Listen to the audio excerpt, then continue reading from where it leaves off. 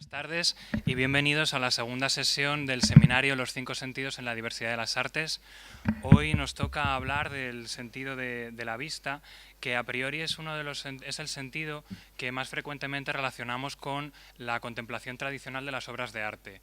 Entonces, precisamente por ese motivo, cuando estábamos preparando el comité científico organizador el programa del seminario, pues decidimos dar cabida en esta sesión a disciplinas que no son las tradicionales relacionadas con, por ejemplo, la pintura, la escultura o la arquitectura, que si pensáis en ellas, una de las cosas que tienen en común es que se trata de de artes, de elementos que son estáticos, que no tienen movimiento.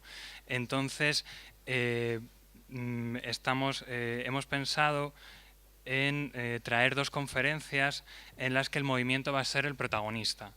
De esta manera también tenemos hoy con nosotros para hablar a Irene Ruiz, que es actriz y a la que muchos conoceréis por haber interpretado a María Pacheco en la serie Carlos Rey Emperador, y tenemos también a Javier Bernabé y a Alberto Bromprezzi de la Asociación Española de Esgrima Antigua. Te voy a tomar prestado el título de tu ponencia, Irene, porque aquello de la mirada en movimiento resume muy bien lo que pretendíamos con esta sesión, ¿no? Que es tratar de que nuestra mirada no sea estática, de que sea una mirada activa, y hemos escogido el arte dramático y el arte de la esgrima porque contienen un gran despliegue visual. Y entonces, aparte de ello también, entra en juego el apartado de las emociones, que es un aspecto también con el que tenemos todavía que investigar sobre nuevas formas de acercarnos a las obras de arte, porque las emociones también pueden ser una manera de hacerlo, y tanto el trabajo de un actor, de una actriz, o contemplar un duelo con espadas, pues genera también, tanto en las personas que lo desarrollan como en el público, ciertas emociones. Entonces, aparte hablamos de disciplinas en las que, como decía, la vista cobra un papel fundamental. Vamos a comenzar con la intervención de Irene Ruiz, que Irene Ruiz es actriz, como decía. Se formó en el laboratorio de teatro William Layton, pero también Irene es licenciada en Historia del Arte por la Universidad Complutense de Madrid. Es decir, que hace no mucho tiempo estaba sentada en algunas de las clases de las que probablemente vengáis vosotros. Y entonces también, pues bienvenida a casa, Irene. Y muchas gracias por haber aceptado estar aquí. Y has ampliado también tu formación en centros como el Teatro La Abadía, el Centro Dramático Nacional, el Centro de Estudio Michel Chekhov de Londres, y has trabajado también con diversos profesionales y maestros de voz, de cuerpo, de interpretación, etc. En teatro comenzaste en 2005 con Esperando a Godot, y desde entonces has trabajado también en numerosos montajes, entre ellos El Avaro de Molière, dirigido también por Jorge Labelli, del Centro Dramático Nacional. También algunos de tus últimos trabajos son, por ejemplo, La Ciudad Oscura, Las Cervantas y Furiosa Escandinavia, obra de Antonio Rojano, dirigida por Víctor Velasco para el Teatro Español. Y en televisión, aparte de la serie de Carlos, que muchos de vosotros conocéis, pues también... Y bueno, no pensaba que diría nunca esto en la facultad con un micrófono delante, pero has participado en Con el culo al aire, Ciegacitas, Velvet, Olmos y Robles, Amares para siempre, etc. Y en 2016 participaste en un cortometraje dirigido por Gracia Querejeta, que se titulaba Cordelias, y que fue nominado a los premios Goya, y como mejor cortometraje de ficción. Y también en 2018, o sea, dentro ya de muy poco, vas a estrenar en el cine dos películas: Ana de Día, de Andrea Jaurrieta, y El increíble fin de menguante, de John Miquel Caballero, que se lo acabas de terminar de rodar, como quien dice, prácticamente. Y bueno, veíamos el otro día que teníamos aquí a Mateo Sierra, que es cocinero y que empezó como estudió Historia del Arte. Hoy tenemos una actriz que estudió Historia del Arte, entonces para que luego también nos digan que la Historia del Arte o las humanidades no tienen salidas. Como vemos, es muy variado el panorama. Y por mi parte nada más, Irene, cuando quieras. Hola, buenas, ¿se me escucha? Sí. Bueno, muchísimas gracias a la organización y a Tomás por invitarme hoy aquí. Es especialmente emocionante porque yo me licencié en Historia del Arte aquí, hice muchos exámenes en este aula B012, que ya no es lo que era, y es muy bonito volver a casa, en cierto modo. Pero hoy vengo aquí como actriz, para hablar de mi experiencia como actriz y de mi amor por la historia y por el arte, y de cómo todo eso pues, ha ido haciendo así a lo largo de mi vida y de mi carrera. Claro, yo estudié en esta facultad y, como ha dicho Tomás, aquí se estudia mucho, aunque hay optativas y hay muchas cosas, pues las tradicionales arquitectura, escultura y pintura. Y a mí siempre me interesaba mucho otro tipo de expresiones artísticas, como el cine, el teatro, la literatura, otras maneras de expresar. Y descubrí que todo aquello nacía un poco de la necesidad de contar una historia, o de que me contaran una historia. En un cuadro, pues sí, me llamaba la atención la composición, la técnica, el autor, pero había algo en la historia que me querían contar, en ese preciso instante de historia que el pintor estaba plasmando, que era lo que me interesaba, lo que me fascinaba, lo que me despertaba muchísimas preguntas de lo que ocurría antes y de lo que ocurría después, que no deja de ser teatro o cine, ¿no?, en movimiento. Y claro, como ha dicho también Tomás, en estas artes tradicionales como la escultura, la arquitectura o la pintura, son artes estáticas, no tienen movimiento. Pueden tener la ilusión del movimiento en esculturas tremendas, en cuadros, pero no tienen movimiento. En cambio, el cine o el teatro o un actor vivo sí lo tiene. Y claro, al hablar de movimiento, me interesa mucho hablar de la palabra emoción, que también ha nombrado Tomás. Emoción, etimológicamente, viene del latín, de emotio, del verbo movere, que con el prefijo e quiere decir algo así como mover hacia. Y esta es un poco la base de nuestro oficio como actores. Nosotros queremos modificar al espectador, queremos mover al espectador desde el lugar en el que se encuentra hacia otro lugar que no conocemos, ni nosotros ni él, y que es inesperado. Y eso es la emoción. Vamos a trasladar a la persona que está viendo nuestra obra a otro lugar. He traído 3 obras muy clásicas, hiperconocidas, que creo que me ayudan mucho a hablar de esta sensación de historias e historia dentro de una obra de arte clásica. Este Moisés a mí me ha tenido con el alma en vilo toda mi vida, porque siempre que lo miro, todos lo conocemos, Miguel Ángel, tal, siempre que lo miro me surgen muchas preguntas y pienso, ¿qué pasaría si Moisés ahora mismo se levanta? ¿O qué diría? ¿Qué haría? ¿No? Porque Miguel Ángel lo que está haciendo aquí ahora mismo es captar un mínimo momento de una acción. Y claro, lo que a mí me motiva y me excita es la creación de la inmediatez de ese momento en mi cabeza. Todos conocemos un poco la historia de este pasaje del Éxodo en el que Moisés, después de recibir las tablas de la ley en el monte Sinaí, de repente gira la cabeza y ve a su pueblo, al pueblo de Israel, adorando al becerro de oro y dándose a la idolatría. Entonces Moisés está lleno de cólera y lleno de ira.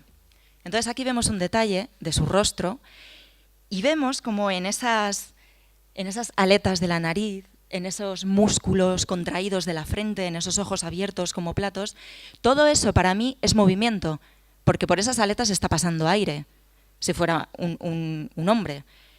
Por esas venas está corriendo la sangre, y todo eso para mí es movimiento. Para mí, este es el momento de la contención, de la cólera.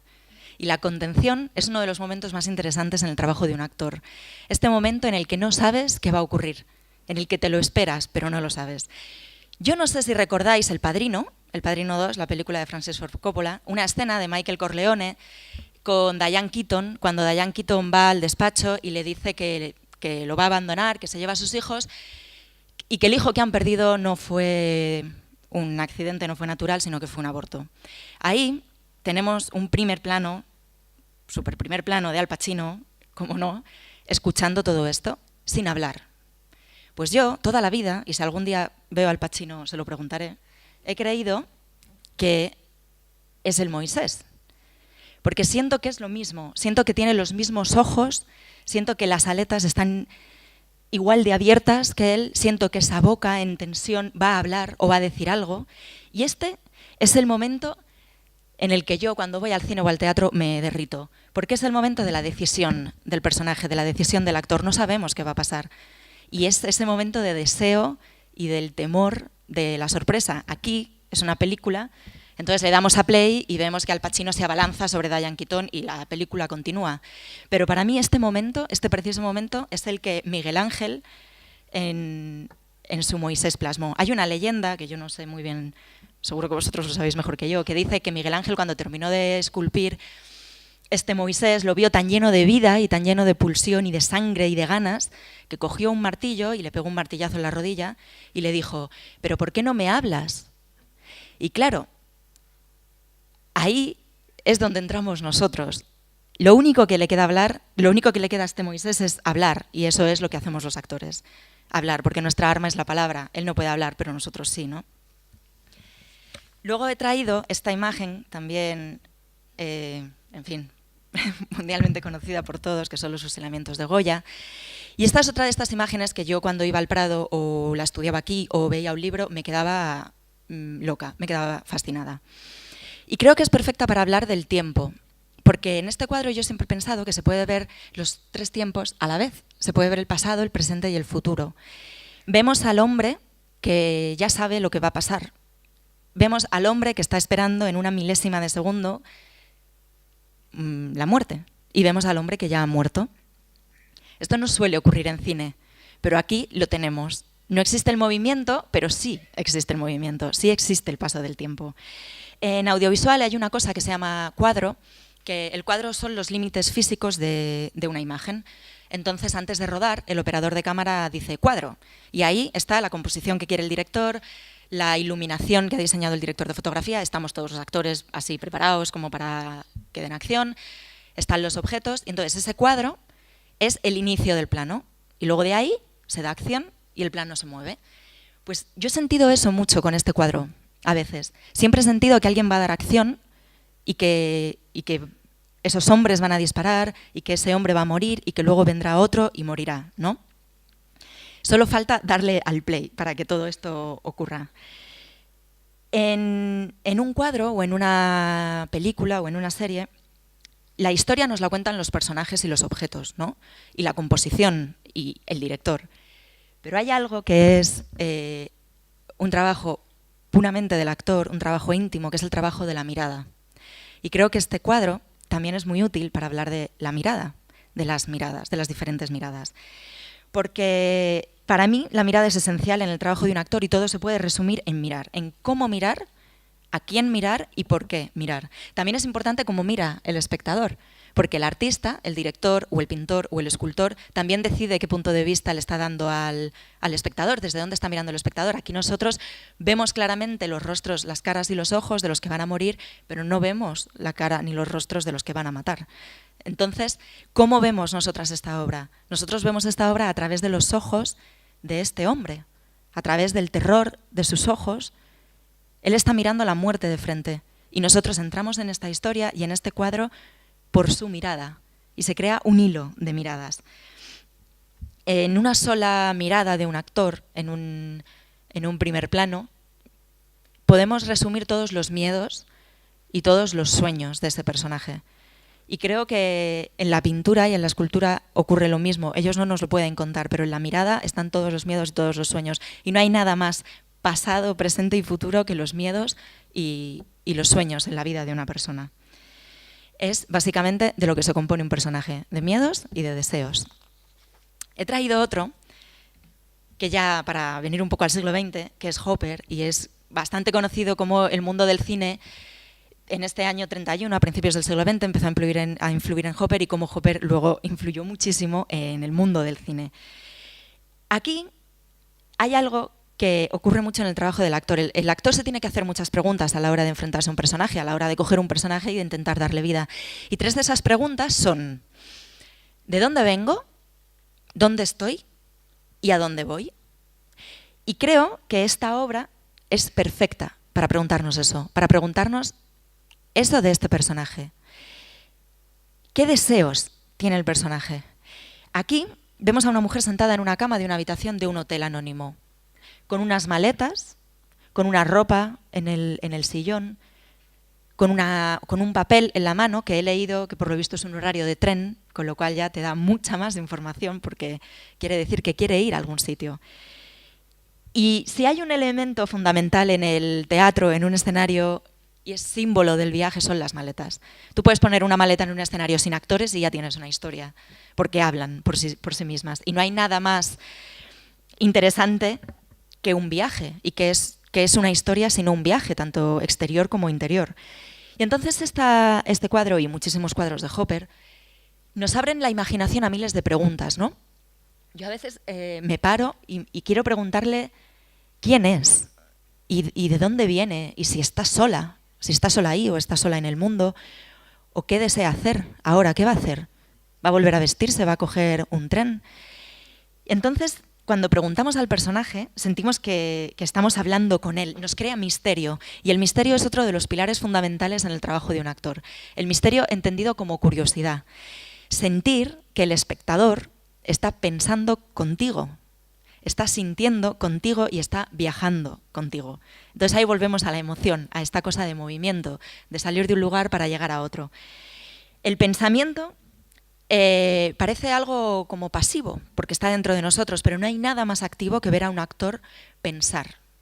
Un primer plano en los ojos de un actor y verle pensar. Eso puede ser una película, porque el espectador está ahí contigo, está pensando contigo. Y deseamos poner esta historia en movimiento y deseamos... ¿Cuántas veces nos hemos descubierto viendo Juego de Tronos diciéndole ¡no lo hagas! ¡Hazlo! ¿Qué haces? No sé, pues porque estás con ellos, estás pensando con ellos, estás sintiendo con ellos. Y esto, como en el caso de las otras dos obras, bien podríamos darle a un play y que se convirtiera en un solo fotograma de una película de hora y media. Con todas estas fantasías en mi cabeza de dar vida a las obras de arte tradicionales, un día me encuentro con esto, que es un cuadro del Museo del Prado de Borràs i Montpó, de 1881, y yo sabía que en la serie Isabel, que es como la serie anterior del mismo equipo de Carlos Rey Emperador, ya habían llevado a la pantalla con esta idea del tableau vivant la muerte de Isabel y la rendición de Granada. Hicieron más o menos lo mismo. Y no sabía qué querían hacer en Carlos y resulta que justo la recreación va y me toca a mí. Y un día voy por los pasillos del plató y me encuentro a un sillón igual que ese. Igual. Y digo, esto no es normal. Y me encuentro en el sillón un folio con la impresión de este cuadro y me cuentan que vamos a recrearlo. Bueno, este es un cuadro del siglo XIX, quiero decir que es un cuadro romántico, es una recreación. En el siglo XIX, en el romanticismo, toda la historia de los comuneros y de María Pacheco cobró cierta importancia y cierto halo de heroísmo. Se creó un drama para el teatro de Villa Espesa, en fin, hubo como un resurgir de toda esta historia. Y este cuadro se titula María Pacheco de Padilla después de Villalar. Yo no sé si estáis muy familiarizados con la historia de la Guerra de las Comunidades de Castilla, pero voy a hacer un contexto histórico así como muy breve para que más o menos entendamos el punto exacto del que partimos para llegar a este momento de este cuadro, ¿no? Este conflicto fue un levantamiento armado de gran parte de las ciudades castellanas ante la llegada del nuevo rey Carlos V en 1517. Desde la muerte de su abuela, Isabel la Católica, en 1504, hasta el 17 hubo una sucesión de gobiernos y regencias de Felipe el Hermoso, Cisneros, Fernando el Católico, y en fin, había un cierto clima de inestabilidad. La legítima heredera, Juana de Castilla, Juana la Loca, que a mí no me gusta llamarla así, pero es Juana, creyeron que se encontraba incapacitada, así que no pudo tomar las riendas del reino y fue a parar a su hijo Carlos, que llegó a España con 17 años, extranjero, apenas hablaba castellano, provocó el nombramiento de cargos a extranjeros, porque se trajo con él a todos los extranjeros, nombró a Guillermo de Croa, que era un chico de 20 años, como arzobispo de Toledo, sucediendo a Cisneros, luego se fue a Alemania a coronarse emperador con todo el dinero que eso acarreaba a Castilla, dejando Castilla sin rey, bajo la regencia de Adriano, en fin, un cúmulo de causas que llevaron al levantamiento de armas de los comuneros, liderados por Padilla, Bravo y Maldonado. Con las idas y venidas de la guerra llega a su fin en la batalla de Villalar, el 23 de abril de 1521. Villalar es un municipio de Valladolid. Ahí Carlos V, las tropas realistas, acabaron con las tropas comuneras y ordenaron apresar a los cabecillas y los ejecutaron al día siguiente. Y esta es María Pacheco. María Pacheco es mi personaje y es el protagonista de esta historia, de este cuadro. María Pacheco fue la mujer de Padilla y fue muy importante durante la guerra y fue muy importante después porque, aún después de la ejecución de su marido, ella lideró la resistencia comunera en Toledo casi un año más, hasta que tuvo que huir y exiliarse en Portugal. Pues bien, este es el cuadro, ¿no? Y este es el momento exacto en el que María ha recibido una carta, suponemos que con la noticia de la ejecución de su marido. Tiene una carta, tiene un gesto de lamento, pero no sabemos más, no sabemos qué pone en esa carta, no tenemos ni idea. Entonces aquí es donde entra la ficción y donde nosotros como creadores queremos dotar a este cuadro de historia, de emoción y de corazón, ¿no? Porque una cosa es verlo desde fuera y decir, oh, qué bonito. Y otra cosa es planteártelo como actor y plantearte cómo es vivir este momento, ¿no? Cómo es estar ahí, cómo es respirar el momento en el que te dicen que tu marido acaba de morir, el momento en el que te dicen que le han cortado la cabeza. Y hay que estar ahí y hay que hacerlo real. Entonces hay una anécdota. Yo me lo pasé muy bien preparando este personaje por toda esta cosa mía friki de la historia y del arte y encontré un libro de Fernando Martínez Gil que se llama María Pacheco, la mujer valerosa, historia de doña María Pacheco, comunera de Castilla. Y ahí había muchos textos y encontré una supuesta carta que Padilla, es supuesta porque no está probado que esto fuera real, no se sabe si es algo teñido de este romanticismo del que ya he hablado, pero bueno, es muy bonita. Y estamos hablando de ficción ya, no estamos hablando de nada documental. Y entonces yo llegué y se lo planteé a los directores y a los guionistas. Dije, mira, me he encontrado esto es espectacular, hay que hacer algo. Y el día que recibo el guión de este capítulo, veo que han metido la carta en la última secuencia del capítulo. Bueno, yo ya emocionadísima, y la metieron en off. Como ya he dicho, no sabemos qué está leyendo María en el cuadro, pero nosotros decidimos que lo que estaba leyendo era esta carta. Y nosotros llegamos a esto, que esta es la secuencia final del capítulo 6, la herejía y la guerra. Se llama la herejía y la guerra porque también estaba Lutero por ahí. Y esta es la última secuencia y a la que ya llegamos. Yo he detenido la secuencia en este fotograma, que creo que es el más acertado, en la comparación con el cuadro original. Porque aquí te planteas, ¿no? Tienes que rodar esta escena un día a las 6:30 de la mañana y es una escena llena de emoción. Yo no tengo texto y hay que ponerla en movimiento, ¿no? Hay que llegar ahí de una manera realista. El público se lo tiene que creer y además estamos recreando un cuadro. Entonces tenemos que sentarnos como ella, apoyar el codo como ella, la mano como ella, todos los extras colocarse como los extras del cuadro. En fin, hay que llegar ahí y hay que llegar con mucha emoción y con mucho corazón, ¿no? Cuando llegué, el director del capítulo, Jorge Torregrosa, me sorprendió con una grabadora y unos cascos y me dijo, mira, escucha esto y ahora damos acción. Entonces yo me lo puse y era la carta, esta carta leída por Israel Elejalde, que daba vida a Padilla, y yo no sabía que ya la habían grabado. Entonces me la puso y yo escuché lo que vais a escuchar ahora, esa voz de Israel despidiéndose de mí, porque en ese momento no es Padilla y no es María, es un hombre despidiéndose de su mujer. Y entonces yo, en fin, el director dijo acción, fuimos a una sola toma, que eso no ocurre nunca, y ocurrió esto.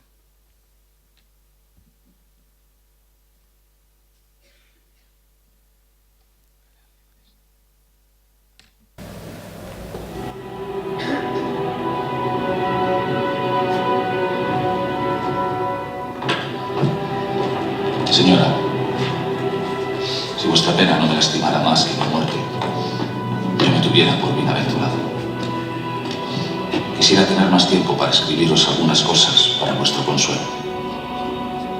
Vos, señora, como cuerda a llorar vuestra desdicha y no mi muerte, que siendo ella tan justa, de nadie debe ser llorada. No quiero dilatar, por no dar pena al verdugo que me espera y por no dar sospecha que por alargar la vida alargo la carta. Mi ánima, pues ya otra cosa no tengo, dejo en vuestras manos. Haced con ella como con la cosa que más os quiso. así quedo, dejando esta pena, esperando el cuchillo de vuestro dolor y de mi descanso.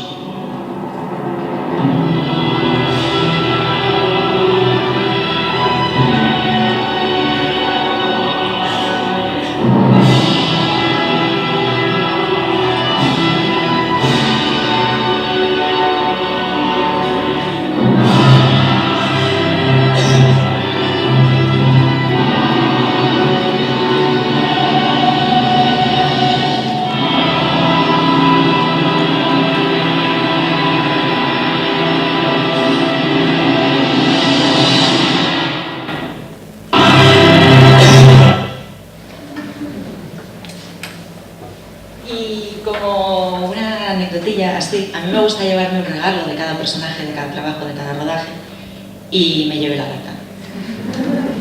Entonces, aquí está, la carta que el maravilloso equipo de arte escribió con el texto íntegro y que yo leí en ese momento y que tengo guardada como en un paño. Si queréis os la paso y le echáis un ojo, cuidádmela.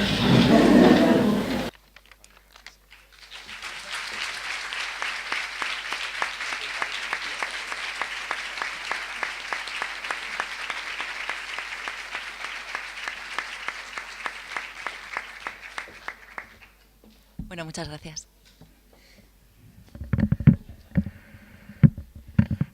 Bueno, Irene, pues muchísimas gracias por tu presentación y por esta sorpresa que nos has traído y con la que no contábamos.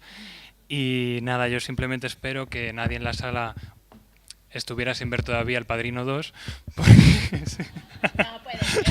Todo el mundo ha visto El Padrino. Y muchas gracias por tu intervención. Ahora vamos a pasar con la segunda intervención de esta sesión, que va a correr a cargo de Alberto Bonprezzi y de el doctor Javier Bernabé Fraguas. Alberto Bonprezzi es el director técnico y fundador de la Asociación Española de Esgrima Antigua y es uno de los pocos maestros de armas en Europa y el único en España que se dedican en exclusiva al estudio y reconstrucción de la enseñanza de la esgrima histórica y tradicional. Es licenciado en Derecho por la Universidad Complutense de Madrid, entonces también hoy tenemos una sesión muy complutense. Se sintió desde su adolescencia inclinado al estudio de las artes marciales, acabando dedicándose al estudio de la esgrima como arte y como deporte. No solo como deporte, sino como arte. El proceso comenzaría en 1988 y culminó en el año 2001 con la fundación de la Asociación Española de Esgrima Antigua. Y bueno, su método se ha inspirado en las enseñanzas de maestros como Andrea Lupo Sinclair y del maestro Ramón Martínez. En la actualidad ha desarrollado su propio sistema a partir de la aplicación práctica de los principios teóricos de la verdadera destreza de las armas que desarrolló el maestro don Luis Pacheco Narváez. Y se basa en una mezcla, su método se basa en una mezcla equilibrada de biomecánica, eficacia marcial, fidelidad a los textos históricos, así como el estudio propio de las armas históricas originales y las piezas de museos. En la actualidad, su principal actividad está enfocada a la enseñanza de la Escuela Española de Esgrima de los siglos XVI y XVII y su relación con las escuelas italiana y europea, a las que por motivos históricos se encuentra estrechamente ligada.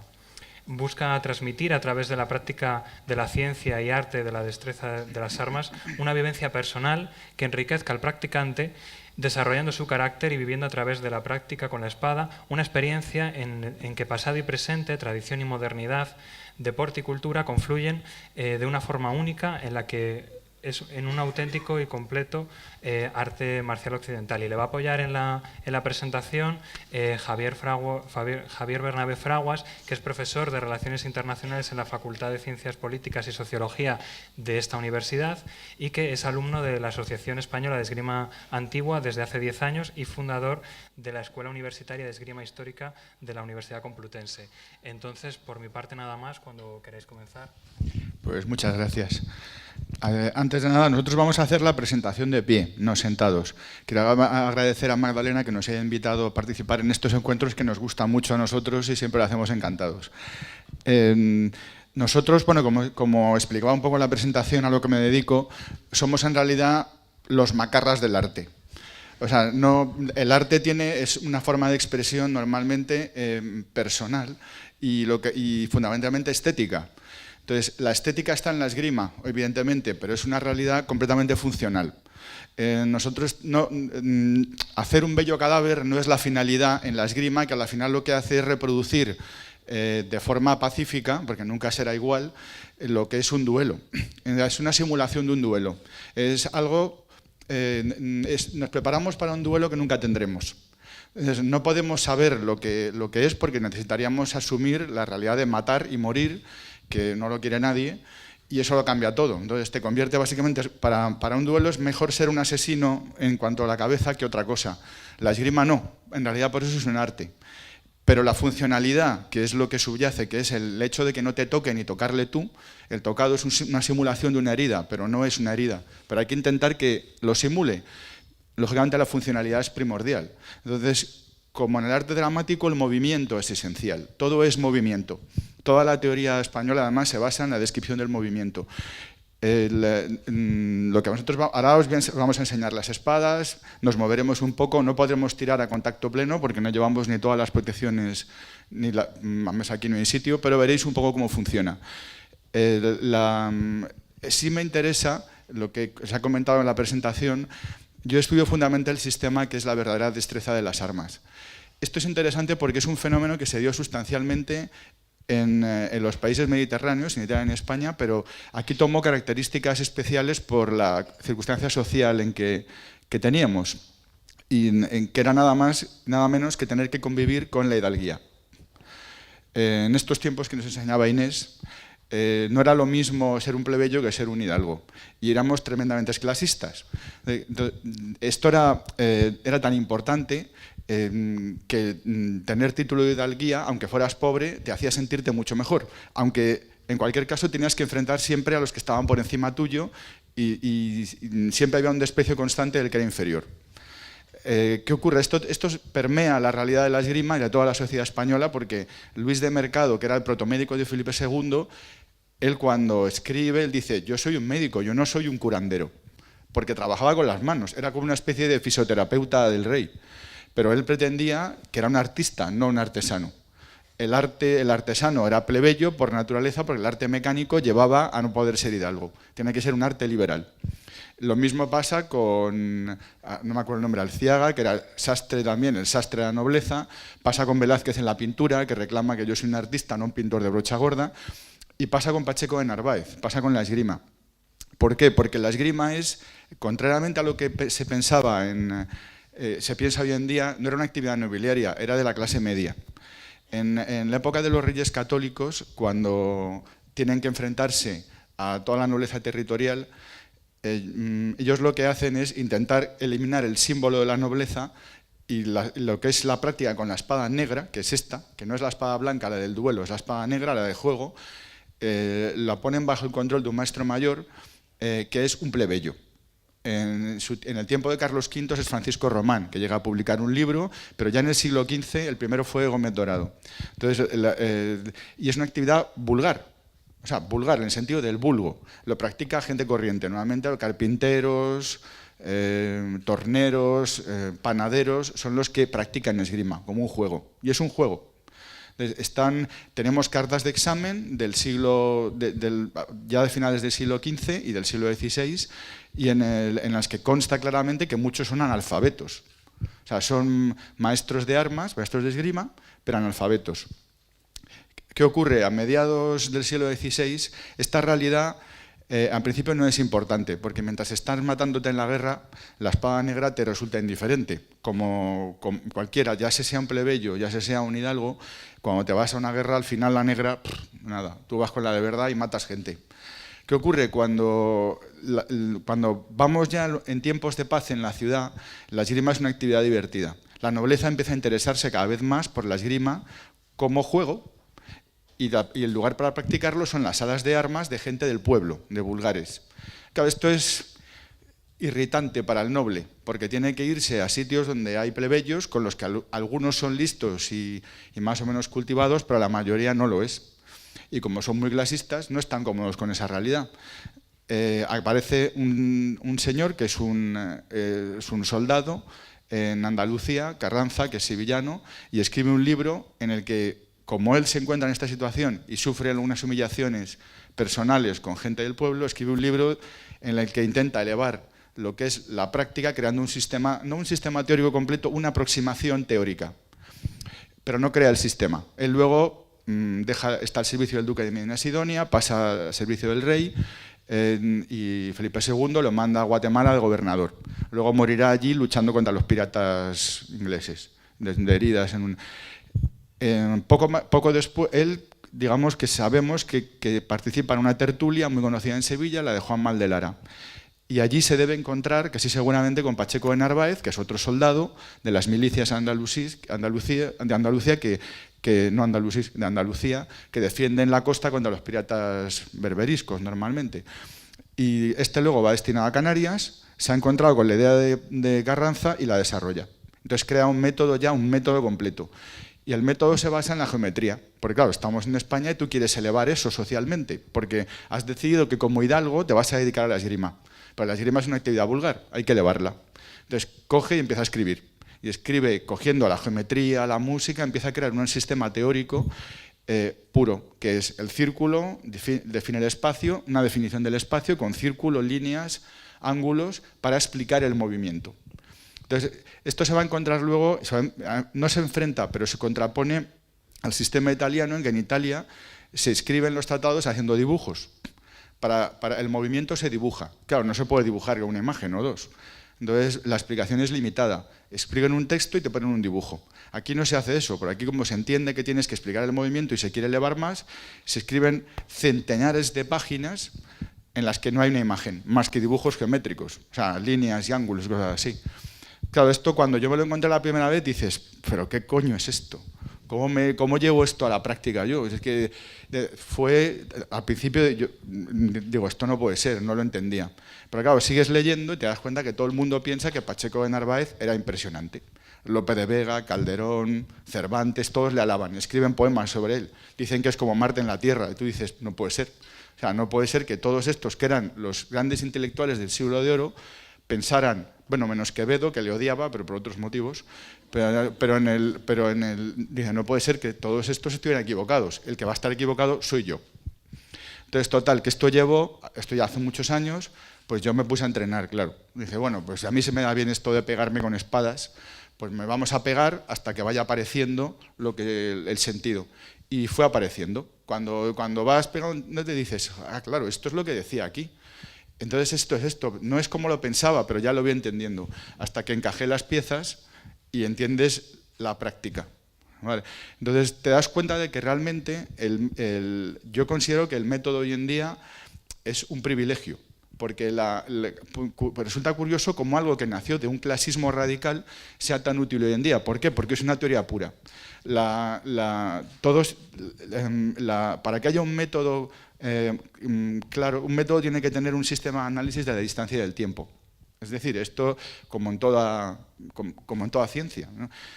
Y al hacerlo con la geometría lo sacas del contexto histórico. Es decir, cuando tú coges un tratado extranjero normalmente, italiano, francés, están inmersos en su contexto. Pero claro, yo soy un hombre del siglo XXI, no del siglo XVII. Mis códigos de valores, el mundo en el que me muevo no es el mismo. Entonces, es difícil que yo pueda contextualizar lo que hago como si fuera en el siglo XVII porque no soy esa persona. Pero dame un sistema teórico puro, que sean círculos, ángulos. Claro, 7 grados de la espada, que se mide la espada en grados, sobre 3, es 7 sobre 3 siempre. Eso es independiente de un contexto. Una línea recta de 8 pies y medio, que es como se mide en pies, se mide la distancia, es lo mismo ahora que entonces. Yo con eso puedo trabajar. Luego tengo que adaptarlo a una práctica moderna, que es lo que he venido haciendo. ¿Vale? Entonces, eso es lo apasionante de la verdadera destreza como sistema, yo creo, hoy en día. Lo que estoy intentando, ahora está todo en español, voy a publicar en español, tengo que hablar con Magdalena para que me haga el prólogo, ya te lo digo aquí, para explicarlo, luego hay que traducirlo al inglés, porque el mundo, lo que me gustaría es difundirlo fuera, porque creo que es una de las... En el mundo de la esgrima es algo muy pequeño, muy minoritario, que interesa a poca gente y no tiene el peso que tuvo entonces. Si lo tuviera, yo sería el maestro del rey y entonces viviría mucho mejor y sería más famoso. pero bueno, me conformo. Entonces, lo que sí quiero es que esto se conozca porque, francamente, es el único sistema del mundo, es la única teoría pura del mundo dedicada al análisis del movimiento para el combate, para el asalto. No lo hicieron ni japoneses, ni chinos, ni ningún otro europeo. Solo se hizo aquí en España. Entonces, algo que yo creo que, bueno, es poco importante, pero oye, España fue muy grande en el siglo XVI, y no solo con las armas, digamos, con los ejércitos, también como potencia cultural, aunque hoy esto quede un poco, no se le valore tanto, pero volverá. Os enseñamos las espadas, luego nos pegamos, que al final sudamos, y luego no puedo hablar. Venga, enseñamos las espadas. Sí, pasamos, yo voy explicándolas. El montante, empezamos por esta. Bueno, esta que vais a ver ahora es una maravilla de pieza. Es una réplica de un montante original español. El montante lo tiene un amigo mío, que es coleccionista, y tuvo la suerte de encontrarlo porque había estado metido 400 años en aceite, en un paño de aceite. Entonces está intacto, perfecto, parece que hubiera salido del armero. Y esto es una copia de eso. Cogimos las medidas y se mandó a hacer es un profesor de la Sala de Sevilla, pero que también hace espadas. Entonces, lo replicó tal y como es. Lo único que no está afilado, pero vamos, es una... Y bueno, ya que estoy allí, el montante español se reconoce frente a otras espadas porque es más pequeño. No porque fuéramos más pequeños, que es una tontería eso, o sea, sino porque es por la funcionalidad. O sea, el montante alemán normalmente podía medir más que un ser humano. Yo he cogido unos cuantos originales en museos y los he manejado, me los han dejado sacar ahí al campo y manejar, y algunos miden un 80, miden más que yo. Pero claro, son armas distintas, están pensadas para una función distinta. Eso solían usarse normalmente en formaciones, para romper formaciones de piqueros. Y este montante no, es un montante más, digamos, civil, de guardia de seguridad o para andar por la calle. De hecho, en España había 16, se emplearon primero 9 reglas y luego se emplearon 16 reglas de manejo del montante, que eran sistemas para entrenar. De hecho, eran consejos sobre el movimiento. Y para explicarte cómo se pelea con un rodelero, una guardia se llama guardadama, que es, por ejemplo, para proteger a una mujer, a una señora cuando la llevas. Entonces, ¿cómo se usa? Pues la llevas detrás para no darle tú un golpe con el montante y dejar a la protegida ahí aviada, claro. Entonces, es muy interesante. Claro, lógicamente tienes que practicar con él para poder manejarlo, pero había un sistema primitivo. Ahí no se aplicó nunca lo que era la geometría, porque por el tipo de arma que tiene en constante movimiento con el desplazamiento, no era de tanto aplicación la teoría científica, ¿no? de Pacheco de Narváez. ¿Pasas la larga? Sí, la larga, sí. Esto ya es más pequeño, es distinto. Esto es la espada, hay dos, ¿no? Tengo yo también, hay una ahí, sí, si quieren. Esto es una espada de 2 manos y ya... Aunque puedan parecer todas iguales, la diferencia en dimensiones y su morfología es muy notable. Son espadas de práctica, claro, no originales. Estas se usaban normalmente con armadura. En España, mientras que el montante se usaba con armadura en una brecha. O sea, lo que manejaba García de Paredes era un montante, parecido al que está. Y entonces te ponías en una brecha y te dedicabas a escabechar franceses con el montante, que como tú llevas armadura, eres invulnerable. Y entonces, entonces a ti no te hacen nada y tú matas plebeyos, claro. Entonces el problema es que a ti te disparen, pero bueno, eso era la guerra. Pero también se usaba en el contexto civil. En cambio, la espada de 2 manos que ha pasado ahora, esa en el contexto civil no tiene nunca aplicación en España, nunca se usó. Se llevaba solo en los duelos, en los combates que se tenían 1 a 1, era una de las armas que se usaba, y siempre con armadura. En Alemania sí se usó la espada larga como arma civil y se enseñaba en las escuelas de esgrima, que hacían esgrima con la espada larga, algo que solo se dio allí. En el resto de Europa siempre fue la espada de 1 mano, el arma de esgrima, o sea, las roperas y las puntas y cortes, que ahora vamos a ver.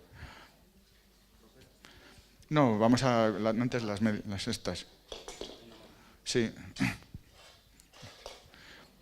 Bueno, van a circular 2 espadas, vale, la que no lleva, o sea, hay una que tiene pitones, las pitones son unas prominencias. Ese modelo es una réplica de una espada española del siglo XV. Es probablemente mi favorita. Es de la época de Isabel I. El armero se llamaba Cataldo. Y la gente le puede recordar a la tizona. La tizona no es la espada del Cid, es imposible que lo sea. Ni la hoja ni la guarnición son del siglo XI. Es una guarnición del siglo XV muy bien hecha. Entonces, de hecho, muy trabajada, pero la tizona es una espada del siglo XV, que luego por motivos patrióticos se erigió pero la espada del Cid está perdida seguro. La debieron robar los franceses cuando saquearon el monasterio de las Huelgas. Eso las espadas del siglo XI eran muy distintas y esa hoja la hoja de la tizona es típicamente del siglo XV. Es un tipo 15 del siglo XV. O sea, no es. Esa se parece mucho porque es una réplica de ese tipo de espadas. Si veis comparado con la otra que no tiene ni puentes ni pitones, los puentes y los pitones aparecieron para proteger la mano. Hay gente que te dice que era para poner el dedo, es mentira. Si tú pones el dedo con una anchura del recazo, que es la base de la hoja, tienes una distensión en el ligamento tremenda, y que entonces lo notas en cuanto la coges. Entonces, sin embargo, el mero hecho de tener puentes y pitones protege muchísimo la mano. La espada fue evolucionando, no por motivos estrictamente tecnológicos, pero de la medieval a esa, y luego las siguientes que vienen con lazos, y luego vienen conchas, y luego vienen tazas, para proteger la mano en el contexto del duelo que iba cambiando al cambiar la sociedad, no tecnológicamente. O sea, la idea del cambio tecnológico no funciona, porque, bueno, os voy a enseñar una espada con la que empecé a hacer esgrima yo hace 1000 años, esto. Esto es una espada deportiva. Claro, tú dices, pues claro, esto se parece poquísimo. Pues efectivamente, es una herramienta para hacer puntos. O sea, cuando vas al deporte de competición, se ha evolucionado la espada para hacer una herramienta que marca puntos. Esto es una evolución de la espada de duelo del siglo XX. Pero claro, lo que veis cuando la coges tiene un puño anatómico, luego no se parece en nada a un puño, y están pensadas para manejarse así, con la mano siempre en tercera, que se llama, y no cambia las posiciones de la mano porque si no, no es eficiente. Entonces, esto es para marcar puntos, y le das así en la mano, haces y le das, y no pesan nada comparado con esas, no tienen inercia. ¿Por qué? Porque son armas distintas, son espadas para una realidad distinta. Las armas originales, las nuestras, tampoco pueden ser como una original, porque tienen que flexar. No pueden tener punta ni corte y tienen que flexar. Una hoja original es rígida, porque lo que quiere es perjudicar tu salud cuando te la claven, y entonces no se puede doblar. En cambio, estas se doblan porque es lo contrario. Entonces, se intentan replicar en la fabricación, sí, en la fabricación se intentan replicar las condiciones de un arma original siempre con los límites de la seguridad. Claro, no se puede hacer lo mismo. Pero lo que decía, con esa espada, hace tiempo, un compañero mío de mi antigua sala deportiva me dijo, es que claro, él pensaba la teoría de la evolución de la esgrima como perfeccionamiento, sí, como perfeccionamiento del arte. Y entonces dice, no, claro, tú coges la espada de 2 manos que tenéis por ahí, yo cojo esta y no tienes nada que hacer porque yo soy mucho más rápido, porque es más ligera. Claro, la paliza que le di fue descomunal. O sea, le di por todos los lados y no me dio ni una.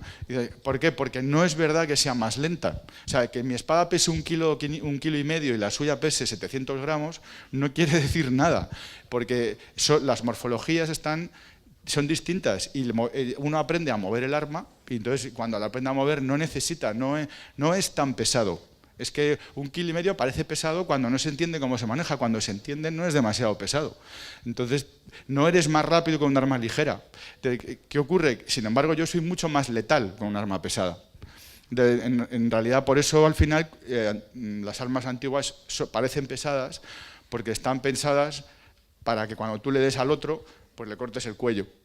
Entonces, claro, si se dobla igual no se lo cortas, y si no se lo cortas igual te clava él, entonces no puede ser, tiene que ser pesada. Yo he visto algunas, en realidad la naturaleza humana te hace aprenderlo enseguida. Te apunto con esta, con la deportiva, o incluso con cualquiera de las que tengo, y tienes un miedo relativo. Sin saber nada de esgrima, nunca has visto ninguna espada, nunca has cogido nada. Luego cojo una pieza original, de verdad, que esté en buen estado, y te la pongo delante y dices, cuidado que me vas a hacer, con eso como me roce, y dices, no, lo percibes enseguida. En cuanto ves, son rígidas, tienen una punta tremenda, ves que no flexa nada y la mera visión de la hoja ya te da información diciendo, esto es peligroso. Claro, es la verdad. Nosotros nos movemos con algo seguro, claro. Por eso no es tan... Esta es una blanca, pero no... No, no. Bueno, esta es una espada blanca... Espera, déjame... Pero esto es una espada blanca que no se parece en nada a una espada blanca original. O sea, ¿por qué? Porque si miráis... Lo que dobla... Esto dobla muchísimo. Entonces, una pieza original no doblaría nunca tanto. Esto es porque hoy en día, a la hora de fabricar, lo que hacen es hacer una fabricación de una hoja negra y la afilan. Pero porque hacer una hoja blanca cuesta muchísimo trabajo. Una buena, rígida... Entonces, normalmente cuando se fabrica un arma, lo que hacen es coger el acero, no es como en las pelis de Conan, eso, lo del molde y tal, no, porque eso no funciona, no se hacen las espadas en molde, eso se mete en la forja, puede ser una bola o un ladrillo, lo estiras, empiezas a martillar hasta que vacías todo para que no haya oxígeno dentro, entonces eliminas toda impureza hasta que queda totalmente, y luego se trabaja. Entonces, normalmente son más duras en los filos que dentro, porque si son muy rígidas son como cristal, golpea, se rompe. Entonces tiene que cortar, pero no romperse. Tú lo grabas en una cámara, ves fotograma a fotograma y verás que la hoja se dobla, pero tu ojo no lo ve. Tú lo ves moverse recto. Luego lo grabas y ves cómo la hoja ha hecho así, pero tan deprisa que ni lo has visto. Ahora, en el momento que corta, está recta. Cuando le pegas el corte a algo, ves que está totalmente recta y si está afilada, pues claro, corta lo que sea. Depende del arma y de lo que estés cortando, claro. Entonces, hoy en día no se hacen hojas blancas como las antiguas, te las pueden hacer, pero tienes que estar dispuesto a pagar una millonada. Porque él te dice, no, una hoja blanca por 1.000 euros. Eso te hace una porquería, seguramente, porque él la hace y empieza a ver que le cuesta mucho trabajo, baja la temperatura del temple, entonces templa con menos dureza. ¿Por qué? Porque si templa puede partir, y tiene que volver a meter todo, amasar y volver a estirar, y eso es trabajo. Entonces no lo hace. Yo tengo blancas, pero ninguna es como las que he visto en el museo. Vi en Escocia la espada que dicen que es de Rob Roy, y eso era un bicho tremendo. Eso solo verlo daba miedo. Y dice, yo no tengo ninguna así. Tengo espadas blancas, pero ninguna me la han hecho así. Y las que he visto en museos, aquí en el Museo del Ejército, o en Chequia y en Italia, tal, están mucho mejor hechas. Es que hoy en día es muy caro. La daga, sí, así. Bueno, me he puesto el cinturón, ahora veréis cómo...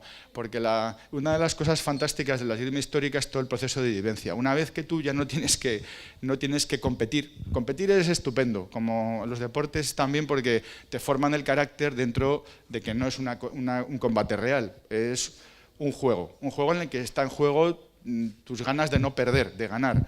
Y eso te somete a presión, y aprendes a vivir con esa presión, ¿no? Y entonces, luego el chute de adrenalina está ahí y cuando lo dejas, como yo ya tengo más años, cuando he vuelto a competir este año pasado y he ganado un par de torneos y me sentía joven, me rejuvenecía sentir el chute adrenalínico. Cuando me da el chute que te sube ahí y dices, ¿sabes? Esto vuelvo aquí como cuando tenía 30 años o 25. Pero bueno, ya no es mi tiempo para eso hay que ser más joven. Pero lo que pasa es que cuando ya te quitas de la competición, todo el proceso cultural que rodea la espada como elemento es apasionante, porque es un viaje. Es un viaje, porque yo suelo decir, lo dije aquí hace muchos años, la espada te pone la historia en la mano. O sea, tú la coges y te empiezas a preguntar cosas. Luego, cuando eres capaz de ser hábil con ella, y eres consciente que eres hábil porque lo que se te ponga por delante lo pinchas y puedes evitar que te pinchen. Claro, empiezas a darte cuenta de que, claro, siendo una persona con 2 brazos y 2 piernas, yo no lo puedo hacer muy distinto a como lo hacían hace 400 años mis predecesores en la enseñanza del arte de la espada, claro, Pacheco de Narváez y demás. Con lo que hay cierto contacto con ellos a los que tanto leerlos en los tratados he acabado conociendo. O sea, entonces vivo muy cerca de ellos en realidad, porque aunque parece si leéis un tratado de esgrima que se encuentra en internet todos ahora, ponéis la grandeza de la espada y sale el de Pacheco en todas partes. Y te lo lees, claro, y dices, Dios mío, ¿este tío qué dice? Pero cuando vas entendiendo por qué lo dice tal, y conoces su historia, tal, dices, jo, esto es apasionante y en el fondo notas que hay cierta conexión entre él y tú 400 años después. Si está por ahí viendo, yo supongo que se alegrará de ver que estaba perdida la destreza hace 15 años. O sea, nosotros al encontrarla yo creo que era una suerte para mí, pero vamos, yo creo que tiene carrerilla para conocerse de sobra porque es un sistema fantástico. Sí, pasa el broquel y ya nosotros ya terminamos haciendo un poco de... Os enseño, si me dejáis cualquier... Sí, el broquel no es un escudo, el broquel es un escudito pequeño que se portaba para defenderse en los combates o duelos. Es que no era duelo, digamos, para matarse. A lo mejor mucha gente joven en el siglo XVII eran muy parecidos a nosotros. O sea, cuando tú tienes 16 o 17 años y vas por ahí macarreando, sobre todo cuando eres un hombre con mucha testosterona. Entonces, ¿qué haces? Con el broquel, pues tú le tiras una estocada al broquel al otro, y el otro, con la blanca, claro. Y él a ti y tal, estás ahí y te haces el valiente y luego no pasa nada y ligas mucho porque eres valiente. Claro, luego pasa lo que pasa en Romeo y Julieta. Se te va la mano y Mercutio se muere. Y claro, que es lo que pasa, y allí luego se lía, claro, es lo que pasaba. Es que por eso había muchísimos heridos y porque llevando las blancas. Claro, hoy en día no se puede entender, porque de hecho hay cosas que son muy curiosas. Por ejemplo, tú puedes llevar la daga aquí detrás si llevo la espada, pero no puedo llevarla si no llevo la espada, porque claro, si no llevo la espada tú no sabes que yo voy armado. Y llevando un herreruelo llevo la daga tapada. Entonces, la actitud es, siempre te previenes de la gente armada, algo que hoy no se entiende porque no llevamos. Pero si tú vieras la gente con armas, dices, uy, este tío que el otro día le dije qué tal, y ya te estás dando la vuelta para que poder sacar la daga lo primero, tal, ya te vas preparando para una posible actitud violenta. Algo que, claro, hoy no se puede entender, eso. Pero cuando te pones estos cacharros, hasta que aprendes a ponértelos, y empiezas a ver cómo te pones para estar cómoda, que salga la daga, tal y cual, aprendes mucho. Claro, luego lo ves y estás sin el cuadro. Claro, porque es que es como, lógicamente, por lógica mecánica, es la forma de desenvainar. Bueno, ¿qué hacemos? Os enseñamos un poco el movimiento. Haremos algo breve. Para que no os aburráis mucho. Cojo una mano y media y una ropera. Bueno, las dos. No, sí, si me pasan... Espera, si me dejan acatando, explico las manos. La decisión la tenéis por ahí, si me la dais, os enseño cómo se maneja.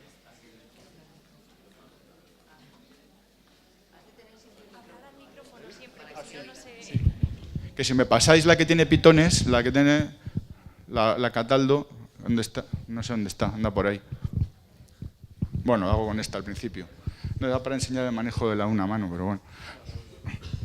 Hoy no me he traído, claro, por no cargarlo, no he traído el escudo medieval. También se hace con escudos, que es muy divertido.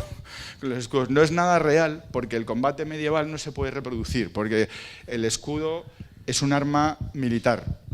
Entonces, cuando jugábamos al rol, cuando éramos jóvenes y tal, y veías que la gente entraba al bar con la armadura, en el papelito te ponía tipo de armadura 2.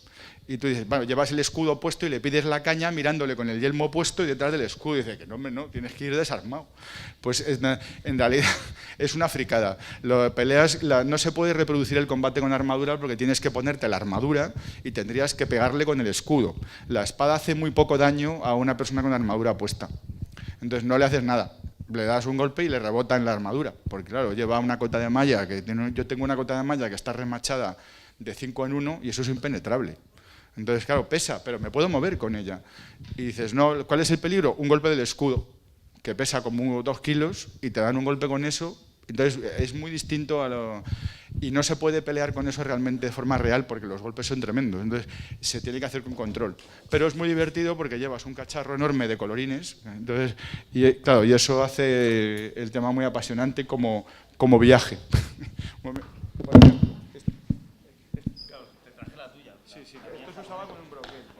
Vamos, esto por ejemplo, ¿cómo manejas? Esta espada pesa 1,5 kilos. ¿Tienes broquel? ¿Él? ¿Tienes tuyo broquel? Sí, así, míralo.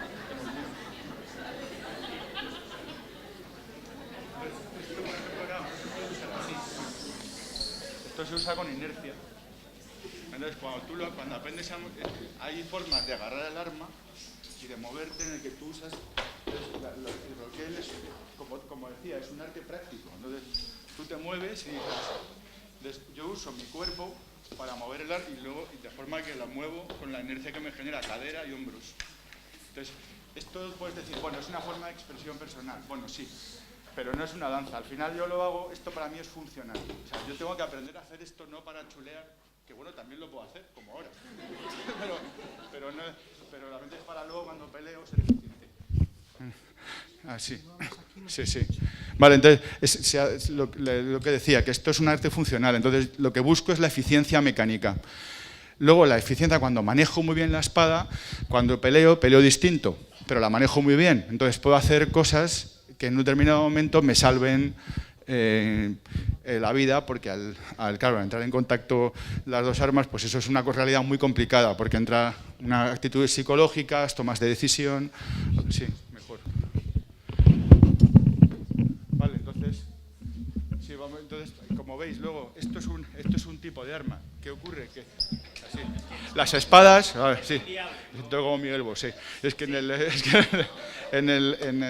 las espadas son como las lenguas. Una espada cuando es mientras la espada tenga doble filo y sea de punta, recta, son como las lenguas, es como las lenguas de una misma raíz. Cuando empiezas a manejar los principios mecánicos de una, todas son iguales, aunque son distintas. Entonces, a nivel bajo no lo vas a aprender tan rápido, porque no puedes decir, necesitas asimilar el movimiento. Entonces, de hecho, el trabajo que yo he venido haciendo, inspirado por la destreza, es basarme en el movimiento. O sea, todo el trabajo que hago en clase, en buena parte, se dedica a enseñar a la gente a moverse con eficiencia mecánica, o sea, mover los pies, que en destreza se llaman compases, porque retoman la idea de la música, del ritmo, del movimiento. ¿Vale? Por eso me encanta la palabra compás, es mucho mejor que... Y dices, claro, por eso, porque tiene movimiento. Entonces, cuando aprendes ese movimiento, luego te da igual la espada, que pasas a la siguiente fase, que es el manejo del arma. Se hace todo a la vez, como se hacía entonces. Tú no puedes aprender... La gente, a los 25 años, un maestro de armas en España manejaba 11 combinaciones de armas.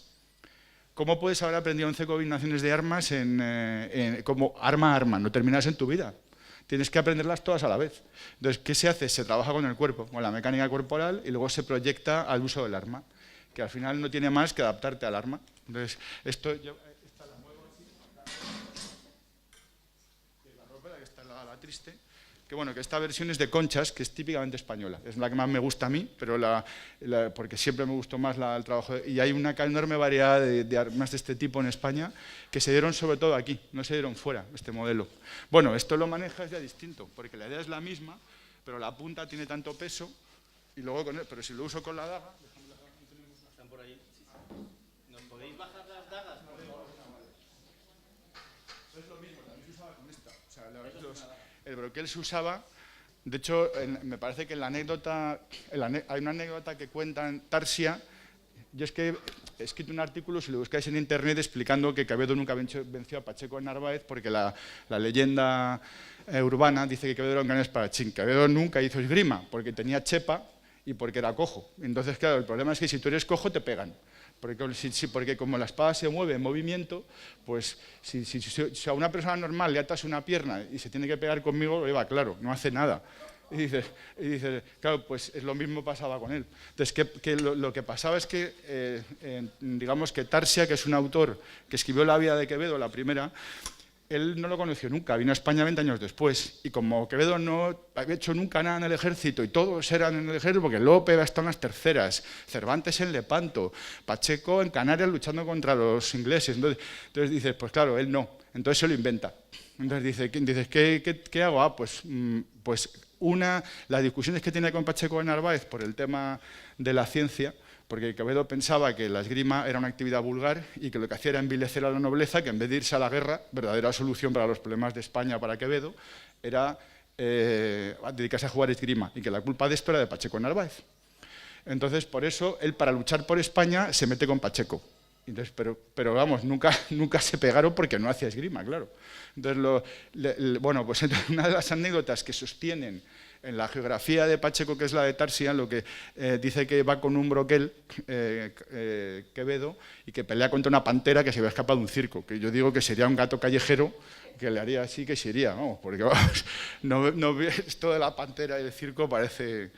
Bueno, que vamos, ya me he metido con Quevedo. Entonces, he cumplido con mi misión. He cumplido con mi misión de defender a Pacheco metiéndome con Quevedo. No, vamos a... Ahora sí que nos pegamos un poco para que... Vamos a tirar un poco. ¿Con la ropera o...? Sí, con la ropera. ¿Mano y media no? Luego, porque tengo que cambiar los guantes. Ponte. Pero suave, ¿no? Sí, suave. Sí, solo para distraer el movimiento. No.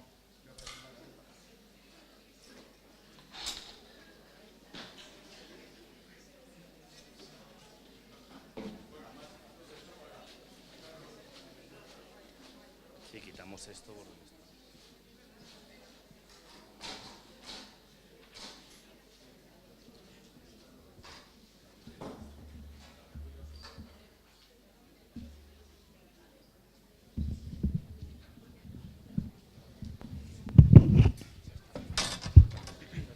No. Bueno, sí, espera. Bueno, ahora tiramos un poquito muy suave, no vamos a tirar a contacto pleno porque no tenemos sitio y tal. Vale, pero me he puesto esto para que se vea, porque mira, si me pone el enfrente, ponte con una espada, por ahí. Es lo que comentaba antes. Entonces, tengo que soltar esto. Pero claro, tú le ves más lejos, está aquí, tú dices, ya no me da tiempo a sacar esto. Entonces, tú ya pensarías en qué hago. Uy, ya tengo que meter mano aquí. Entonces, sacaría hasta lo primero. Entonces, ya tus planteamientos de movimiento, si veis cómo desenvaino. No es nada. Esto no haces. Necesitas tiempo. Desenvainar necesitas tiempo. Entonces dices, claro, hay que buscar tiempo para poder desenvainar. Luego, primero sale la daga.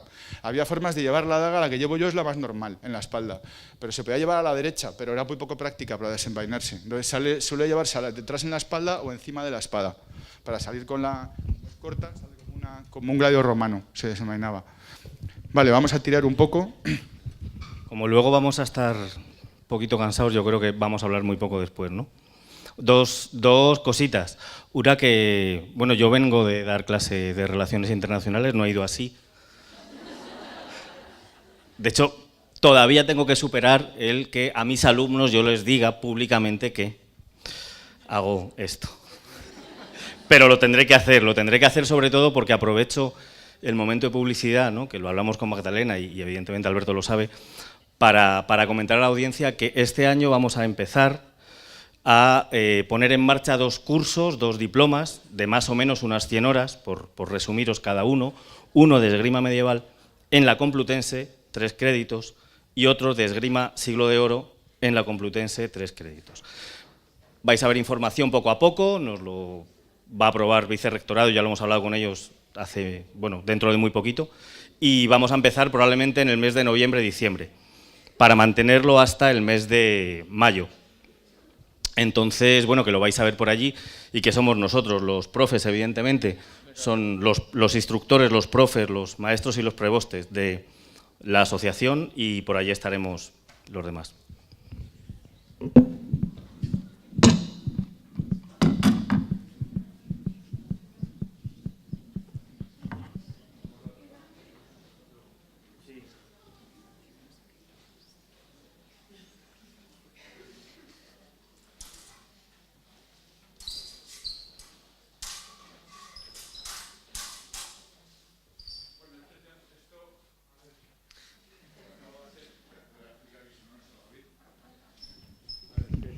Es que esto tiene interés.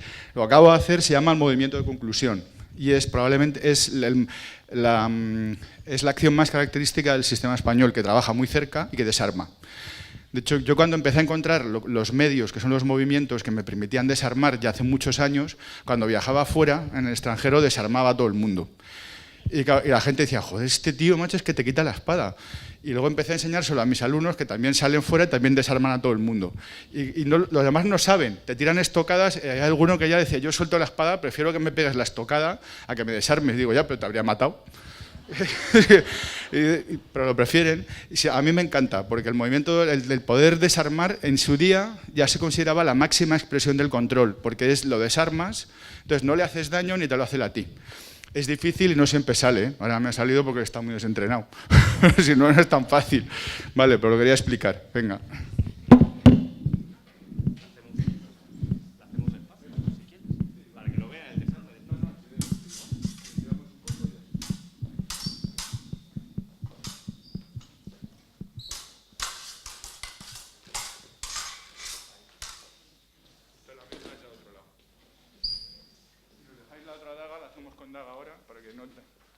No aburrir mucho, tenéis la daga por ahí, falta una daga. No, la daga. No conviene quedárosla. Digo porque la contra puede ser un poco violenta. Muchas gracias. Por lo menos por mi parte, y como soy de la casa, pues... Coge la daga.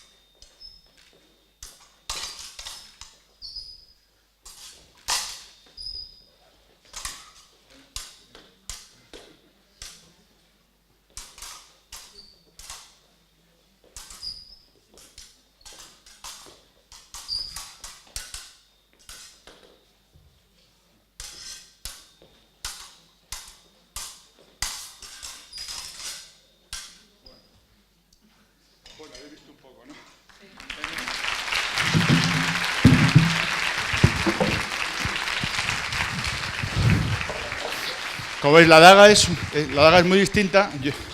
A mí la daga me encanta. Lo único que hace que no me guste más la daga que la espada sola es que no puedo desarmar. Y como el desarme me gusta tanto también, pues me gusta todo. Bueno, que lo dejamos aquí. No, déjalo, da igual. Lo dejamos aquí. Bueno, espero que os haya gustado, ¿vale? Y hasta otra. Venga, gracias.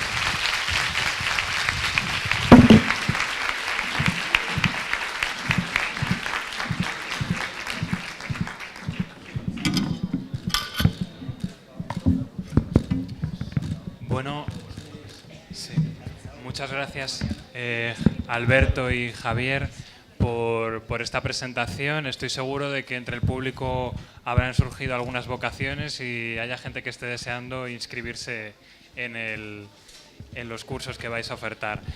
Vamos a abrir ahora un turno de preguntas, entonces tanto si queréis preguntar a Irene como a Alberto o a Javier, igual mejor preguntáis primero a Irene para que ellos puedan descansar un poco y retomar el aliento, pues que abrimos ahora el turno, levantáis la mano y nuestros compañeros con el micrófono se acercarán y no perdáis de vista la carta y las espadas que faltan por devolver.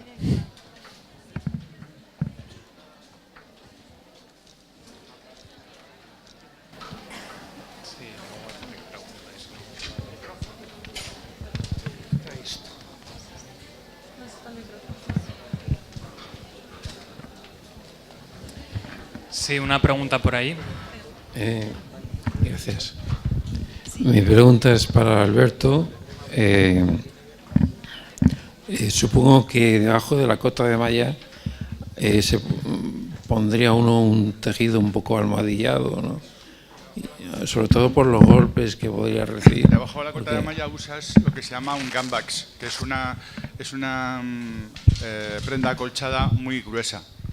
Entonces, muy gruesa. Hay muchos tipos, pero son muy gruesas. De hecho, es tan gruesa que te tiran una flecha y como no fuera tiradas de muy cerca y con arcos ya potentes, largos y tal, se te clava y vas como un puercoespín, pero no te entra. Porque como con 5 anillas no puede perforar, se clava la punta, te da el golpe, pero no te perfora, no te entra. De hecho, lo que pasaba en las cruzadas, cuando cargaban, si no le matan el caballo al caballero franco, no lo mataban. Porque las flechas de los musulmanes no eran tan potentes como para perforar la armadura. La verdad que son cosas muy bien pensadas. Estaban bien pensadas. ¿Algo más? Una pregunta por allí.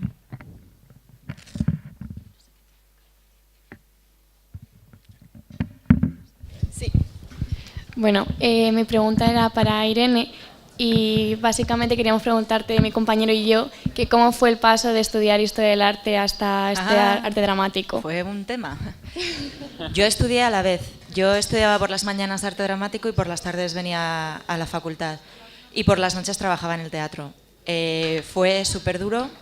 Gracias a la colaboración de un montón de profesores que no sé si siguen dando clase o no, que incluso me cambiaban fechas de exámenes por una gira a Sudamérica. O sea, que me hicieron la vida bastante fácil, otros no. Y luego la inmensa labor de los compañeros que te dejan apuntes cuando no puedes venir a clase, mucho septiembre y nada, y poner Historia del Arte un poco al servicio de mi oficio, que es ser actriz. Entonces yo venía por la tarde y me iba poniendo las asignaturas como mejor iba pudiendo. Había asignaturas que me entraban súper bien con mi vida y con mi tema y otras que costaron un poco, pero bien, una media genial.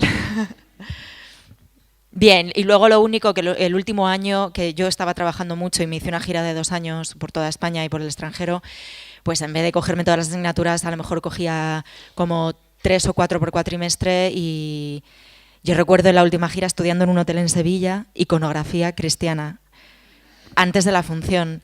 O en Esperando a Godot, cuando yo tenía un personaje muy chiquitito, era mi primer trabajo y era cuando estaba estudiando y solo salía 10 minutos al final del primer acto y 10 minutos al final del segundo. Estudiando Historia medieval, saqué matrícula, he de decir, y estudiando Historia medieval, antes de salir, yo oía mi pie y dejaba los apuntes y salía al escenario. Y entonces me tiré así como 6 años de mi vida. porque hice licenciatura, que eran 5, y luego yo me fui tal, y en fin, me apañé como pude. Se puede, se puede. Es duro, pero se puede. Y luego llegan series históricas y ya es genial.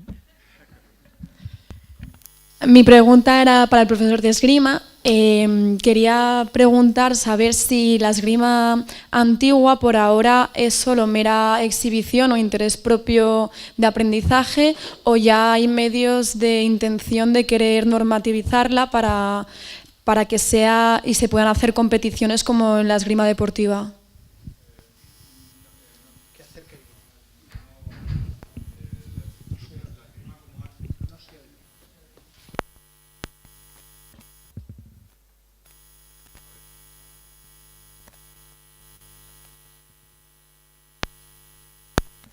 Sí, ya sí. A ver, no, es que, digamos, la esgrima como deporte, o sea, la esgrima antigua ha nacido como una... en realidad apareció como un complemento a la esgrima como deporte. Porque la esgrima como deporte, entonces, digamos que como deporte está enfocada a la competición, con unos simuladores que replican las armas del siglo XX, como decía antes. Entonces, la esgrima como arte, claro, al ampliar el espectro a todo tipo de arma, porque también trabajamos con sables, es decir, puedes trabajar con un montón de espadas, con todas las que te da la gana. Pero claro, eso, si lo quieres meter en reglas para competiciones, pierdes la posibilidad de la expresión artística, en que se basa básicamente en la honradez. O sea, cuando tú tiras, cuando te dan, tú confiesas que te han dado, porque no tiene ningún sentido negarlo. O sea, no estás ganando ni perdiendo, pero la honestidad forma parte esencial del aprendizaje del alumno para poder tirar y progresar. O sea, tú entrenas para aprender, no para ganar. Como entrenes para ganar, vamos a lo de antes, al chute de adrenalina, tal, que también es formativo. O sea, yo lo he hecho muchos años y me gustaba, y me gusta. Pero, digamos, pero no puedes expresarte igual, porque la necesidad de ganar pone ganar por delante. Y es absurdo eso de que lo primero es participar, es una falacia. Cuando compites para ganar, como sea, aunque sea de penalti injusto en el último minuto, porque es lo que hay. Es así, porque si no eres tonto. Y toda la competición, vamos, yo he competido mucho y te puedo contar la cantidad de trampas que he visto yo en competición, bueno, tremendas, de ranking nacional. Y dices, ¿por qué? Porque lo importante es ganar. Aquí no, aquí esto es mucho más honesto. Lo que se trata es de mantener un nivel de honestidad, pero tampoco esconderse. O sea, cuando te dan, tú lo reconoces y luchas por hacerlo bien, pero de hecho no hay un intento ni voluntad de normativizarlo, porque sería prácticamente cargarse la actividad. Si la deportivizas, eliminas la parte de arte y en un tiempo volverá a ser un deporte más. Entonces, las normas, además el contexto, las reglas crean el contexto. Entonces, cuando tú creas unas reglas, la regla no puede reproducir la realidad. No se puede tampoco sin reglas, pero digamos tienes más libertad y lo basas en tu honestidad. En la regla el problema es que alguien tiene que arbitrar. Entonces, ¿qué haces? ¿Pones una luz eléctrica? Entonces, la luz eléctrica cómo se enciende? ¿Con qué fuerza he tocado? Entonces, eso va a condicionar toda la práctica. Cuando nosotros tiramos, como decía antes, el tocado debe simular la herida. Entonces, tú estás tirando, tiras muy rápido, fallas y le das al otro en el hombro. Bien, te habría matado él. Porque él no muere, claro, él no ha terminado allí. O le das una estocada que no alcanza cierto nivel de profundidad, entonces tú no puedes saber cómo funciona un neumotórax cuando el neumotórax no lo has tenido nunca. Y solo lo sabes cuando has matado a 3 o 4. Y claro, esto no es una cosa que podamos hacer. Yo voy a experimentar a ver, oye, pues yo es que el que maté el sexto me duró 3 segundos y lo tuve que rematar. Y claro, es que no sabes. Entonces, eso no se puede reproducir. Entonces, el tocado nunca puede reproducir la herida y como tal, haces una norma, que lo que suele pasar siempre, y en las competiciones, yo el año pasado quedé tercero en un torneo en Italia y me tuve que adaptar a la competición y básicamente volví a tirar como tiraba cuando tenía 27 años y competía en ranking nacional. Porque la regla lo que hacía es que habían eliminado, o sea, cualquier toque que te daban, cualquier golpe que te daban, marcaba el punto. Entonces no podía formar, nosotros nos trabajamos muy cerca, entonces llegas muy cerca para hacer lo que se llaman atajos, que son controles de la espada para meter el cuerpo en el ángulo que queda. No podía hacer eso, porque cada vez que me tocaban una pierna me la rozaban, yo le daba en el pecho y me anulaban el tocado. Entonces yo perdía, aunque lo estaba matando cada vez. Entonces, ¿qué haces? Te adaptas y tienes a tirar de lejos, con lo que empiezas a pegar botes Y entonces ya, ¿eso qué lleva? Bueno, que tienes que tener las piernas súper fuertes y tirarte como un tigre. Lo que es desde un punto de vista de la supervivencia absurdo, porque si fuera real y fallas, te empalas en la espada y mueres.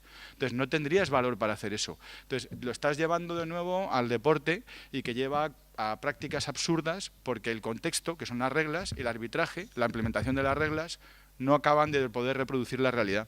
El árbitro no sabe, el árbitro no ve, las reglas no saben. Te dices, no puedes, es mejor basarlo en la honestidad, en mi opinión. Por eso nosotros no íbamos por esa vía. Sí, hay torneos para divertirse, pero pero no están pensados, no es un proceso de normativización profundo. Porque entonces no. Claro, porque entonces, porque si no, si lo hiciéramos, yo creo que nos cargábamos la actividad. ¿Alguna pregunta más? Por ahí.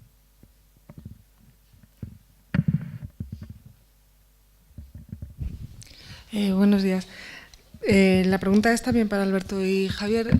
Habéis estado comentando que el libro que habéis rescatado de esgrima, en el que se habla de la geometría y tal, ¿podríais mostrarnos cómo se traduce esa geometría al movimiento real? Vamos a ver, lo que estábamos haciendo antes, cuando no es, o sea, lo que estábamos haciendo era la aplicación de eso en movimiento. Al final es hacer esgrima. O sea, no hay la teoría, es que no tenemos aquí. En este libro se ve alguna imagen al final, en el mío. Es que no, se puede pasar, sí, míralo. La 773. Vamos a ver, es que si ves un dibujo, es que la geometría es una herramienta teórica para explicar el movimiento, que no se puede explicar. Entonces lo que tú haces es, en la práctica, si tú lo ves, es hacer esgrima. Da igual que tú seas italiano, árabe saudí, marroquí, chino, da igual. O sea, moverse es moverse, el brazo se estira igual. Las mecánicas son siempre las mismas, no cambian. Lo que cambia es cómo se analiza el movimiento y eso cómo condiciona lo que tú haces a nivel práctico. Nosotros, en general, lo que nos marca a nosotros, la destreza lo que tuvo de genial es que creó un concepto que es tirando de la teoría aristotélica de medio. Entonces, el medio es, al mismo tiempo, Aristóteles piensa que el comportamiento correcto, la repetición de los movimientos correctos, hacen que el hombre se porte bien. En lo moral, pero también, y nosotros lo llevamos a lo físico, ¿no? También. Entonces, ¿qué ocurre? Entonces, ¿qué ocurre? El medio es, o sea, en la práctica es una distancia y un ángulo en un momento dado, en un momento del tiempo. Entonces, ese concepto, llevarlo a la práctica, significa para nosotros que nosotros peleamos cerca. O sea, nos acercamos mucho para no fallar. Y es la estocada, para dar de cerca, tiras con control, pero no quieres fallar, porque fallar puede ser que él conteste luego. Entonces, eso hace que las espadas entren en contacto, entres y sales, pero desde cerca. Otras prácticas, normalmente las de otros lados, como la influencia deportiva es muy grande, empiezan a tirar desde mucho más lejos. Entonces se lanzan con mucha velocidad, prefieren espadas más largas y más ligeras.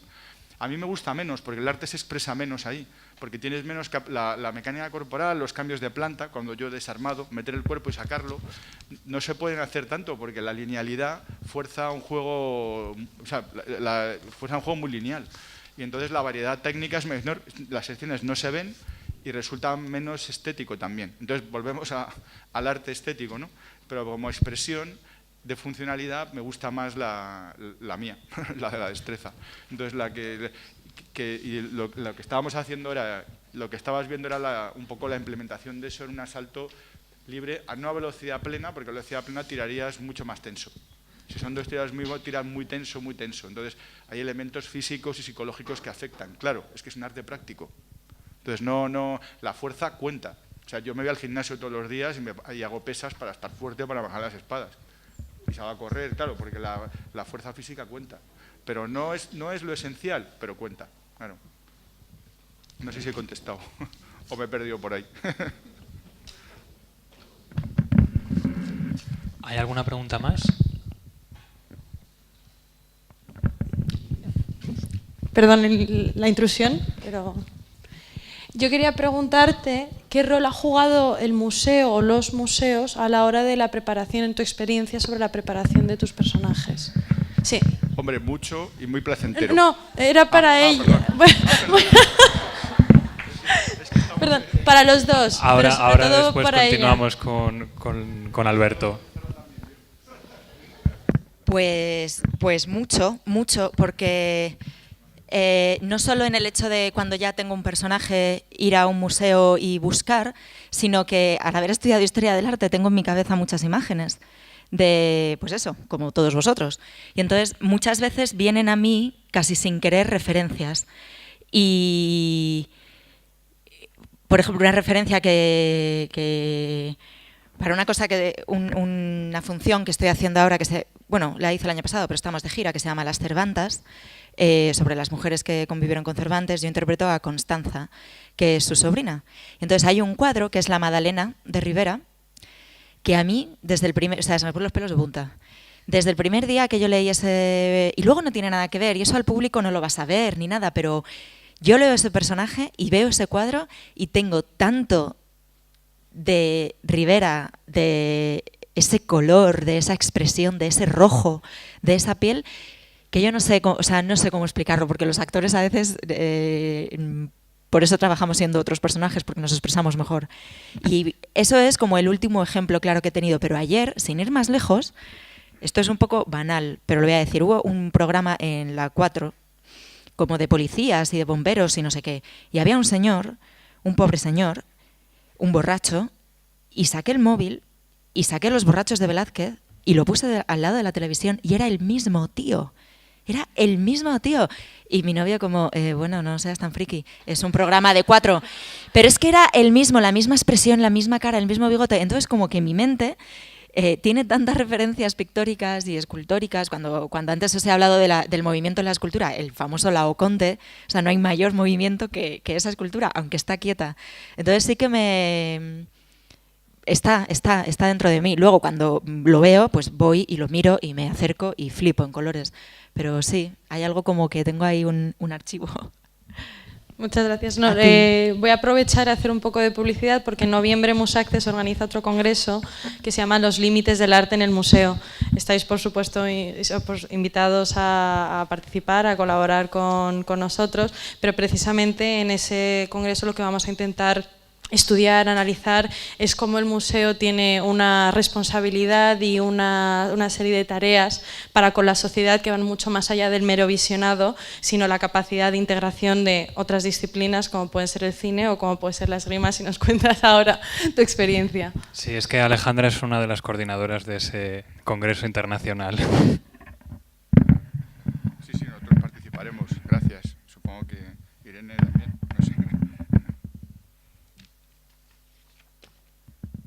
No sé si querías comentarnos algo del tema de los museos. La pregunta era para ella. Pero sí. Pero puede ser extensible.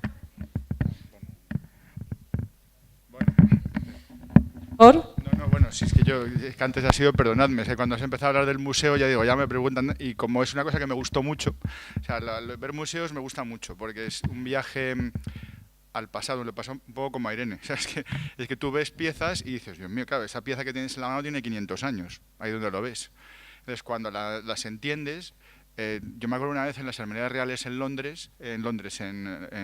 Leeds, he ido muchos años y conozco a los curadores y nos sacaron una cantidad de espadas tremendas. Luego nos hicieron la broma, pues nos pusieron una espada que era la espada de Aragorn y luego nos dijeron, ¿la ponéis la primera o la última? Donde queráis. Que era una réplica, ¿no? Porque claro, no se sabe en qué época fue. La primera era un gladio romano, era un Pompey del siglo I a.C., que era tremendamente pequeño y sorprendentemente enano para lo que el modelo Pompey, ¿no? Y ibas avanzando en el tiempo y veías una cantidad de espadas. Claro, cuando ves esas piezas aprendes mucho, porque cada vez solo cogerlas y poder manejarlas te da una idea de la funcionalidad y de cómo estaban adaptadas a su contexto. Entonces hay cosas que si no conoces el contexto no entiendes. Una vez cogí una alabarda y dices, se manejaba bien, coges otra, pesa muchísimo. Dices, ¿por qué? Luego te pones una armadura, lo entiendes. Cuando te pones la armadura, la que manejas muy bien sin armadura, es como si lo pesara. Es como si no tuvieras nada en la mano. Entonces no la puedes manejar de tan ligera que es. En cambio, te pones la armadura y la pesada ya se maneja bien. Porque al aumentar tu peso corporal en 30 kilos, cambia todo. El hecho de ponerte solo guantes ya de metal ya te cambia el manejo. Tienes que adaptar el arma a lo que llevas encima. Entonces, todo eso no se entiende si no lo haces. Cuando lo empiezas a ver, empiezas a entender cosas que se teorizan a partir del cine, y el cine hace un daño tremendo a la práctica, al análisis. No, es verdad, no por meterme contigo. Pero porque, claro, porque se suponen cosas y que luego no se parecen en nada a la realidad, porque me gusta mucho la serie El Ministerio del Tiempo, ¿no? Me encanta, pero claro, las pelas son horribles.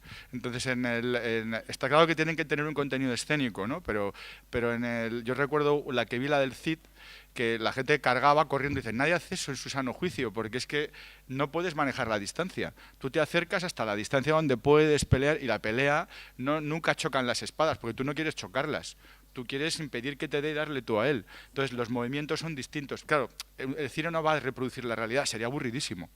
Entonces, tienes que hacerlo, adaptarlo para hay una tensión dramática y hay un ritmo narrativo que nosotros no podemos dar desde la práctica. Pues no. Pero sí hay algo que me gustaría apuntar de esto, de cómo ponerse en la piel de alguien de época, ¿no? Cómo vivir eso. El vestuario, por ejemplo, a nosotros los tejidos cambian, los tejidos pesan menos, pero aún así cada uno de esos trajes pesa 20 kilos. Yo en las pruebas de vestuario tuve una lipotimia y me desmayé. Y me dijeron las sastras, eres la quinta que se ha desmayado en las pruebas de vestuario de Carlos, porque hay tanto peso, bueno, es que no me sé muy bien los nombres, pero llevas como una cosa primero, luego otra, y luego la falda, luego el corpiño, el corsé, unas mangas extras como encima, o sea, un montón de cosas. En esa escena además llevas velo, llevas sombrero, llevas no sé qué. Es tremendo, es tremendo. Y aquí, me voy a poner un poco reivindicativa, aquí entiendes el papel de la mujer. Porque una mujer no podía echar a correr. Una mujer no podía hacer pis. O sea, esto es así. Tú estás 12 horas en un plató y tienes que pedir ayuda. Porque no te puedes, es que es así. Entonces dices, claro, aquí entiendes el papel activo o pasivo de la mujer en una sociedad de hombres.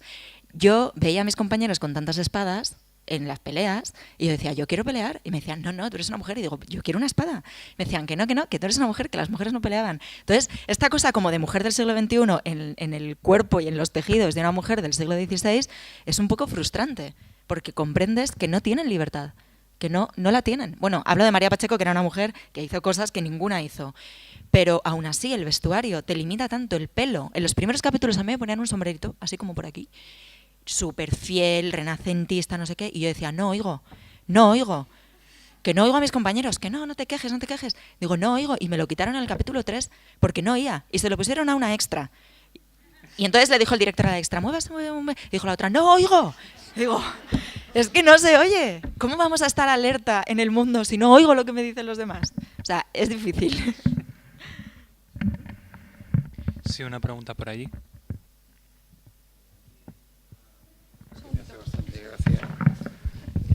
La película de John Burman, tan publicitada, de Excalibur, me hace gracia porque como lector del Quijote, pues veo que comer con armadura es una barbaridad y es imposible, ¿no? Y en Excalibur los ves ahí a todos los caballeros con su armadura a la mesa, sentados a la mesa. Bueno, no tanto, no creas. Lo comentaba antes. Yo tengo un amigo, yo me he puesto armaduras de placas y te mueves bastante bien.